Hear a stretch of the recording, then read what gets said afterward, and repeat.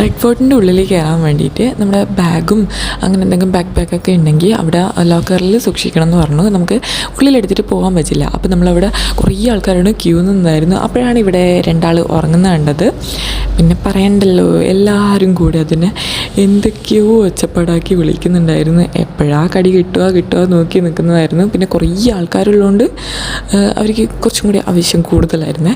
അപ്പോൾ കുറേ ടൈമായി അതിന് എണീക്കുക എന്നൊക്കെ പറഞ്ഞിട്ട് ഒച്ചപ്പാടാക്കുന്നുണ്ടായിരുന്നു. പിന്നെ പാവം നായാണ്ട് ഒന്നും ചെയ്തില്ല, അനങ്ങാണ്ട് അവിടെ തന്നെ കിടന്നു. പിന്നെ അതൊക്കെ കഴിഞ്ഞിട്ട് അവിടെ അതിൻ്റെ ഒരു സൈഡിൽ തന്നെ ചെറിയൊരു അമ്പലം പോലെ ഉണ്ടായിരുന്നു. അമ്പലമല്ല, ഒരു വിഗ്രഹമൊക്കെ വെച്ചിട്ട് ഇങ്ങനെ ചെറിയൊരു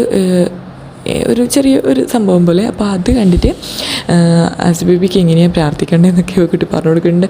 അവൾ അതുപോലെ കോപ്പി ചെയ്ത് ചെയ്യുന്നതും കണ്ടിട്ടുണ്ട്. അപ്പോൾ നല്ല രസമുണ്ടായിരുന്നത് അവരെ കളിയൊക്കെ കാണാൻ വേണ്ടിയിട്ട്.